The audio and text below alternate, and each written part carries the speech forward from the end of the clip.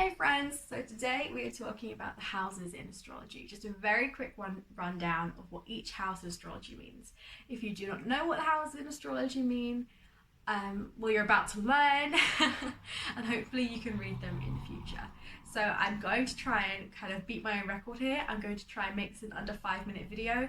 I might have to talk really fast, but let's try it. This is the goal. Can I do it in 5 minutes? Can I talk about the 12 houses in 5 minutes? Let's go.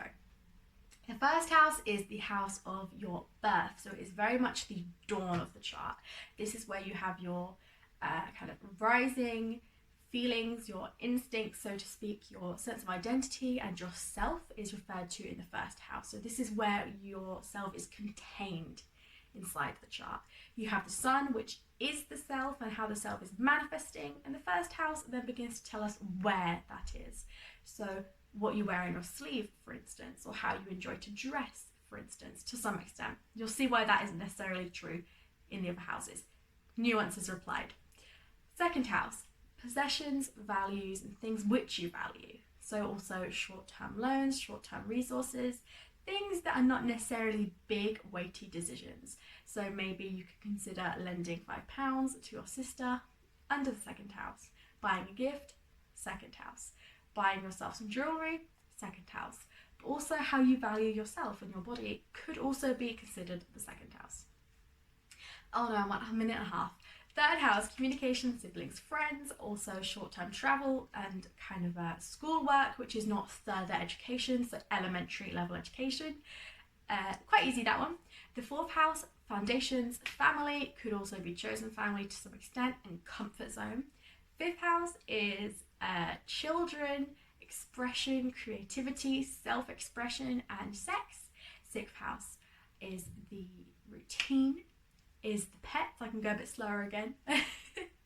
It's routine, pets, and basically day-to-day life, your health, what you're doing to look after your health, and what you are living in your, like I said, everyday life, which means that to some extent you also want to be using this house when it comes to your job and or career, if you have already achieved it and you're already living it.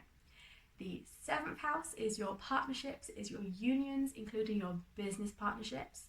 Your eighth house is going to refer to your shared resources and your bigger sense of value. So loans that maybe take a little bit more thinking through. It's also going to relate to how you share a resource with other people, or you share with other people in a more sincere and perhaps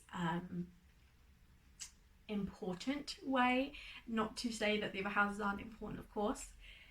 It also can be thought to relate to the occult, to the taboo, and to death. The ninth house then refers to further education, further travel. That's because it is the opposite house of the third house. So we're beginning to see those themes are extended. You'll see that as we get into these houses now, after the seventh, we're beginning to see extensions or opposites of those first 6 houses. So the ninth house is actually talking about philosophy, further education, university, going abroad, and having that kind of further knowledge and wisdom, if that is institutional or not. 10th house is career, so the thing you're working towards, your achievements, your goals, your public image, and what you desire for that public image. That is going to include things that you want to become, as well as things that you want to kind of control in terms of your public image. Like I said, maybe a persona in some way is in the 10th house, but the important thing is this is what you would like, this is what you would want. And then we have the 11th house, and the 11th house is showing you community. It's showing you groups, perhaps friendship groups, and what you give to them. To some extent, it's also society at large in terms of maybe evolution and revolutions and how you're seeing that in your chart. So if you are somebody who is maybe an influencer, can influence people in some way, whether that's your job or not, or how people tend to react to you on a larger scale, that would be the 11th house. Something that's very interesting between the 10th and 11th is 10th is what we want to be seen as, 11th is how we actually are, which brings me 30 seconds for the 12th house, which is dreams, subconscious, hidden self, and things that you may not be aware of, or other people are not going to see in you. Things you have hidden, or you ultimately are not even aware of yourself. And with 20 seconds to spare, that is the 12 houses in astrology. Hopefully you managed to get that down. Hopefully this has been a helpful quick video for you to learn the general themes of each house. And I might see you again for another one. Bye for now.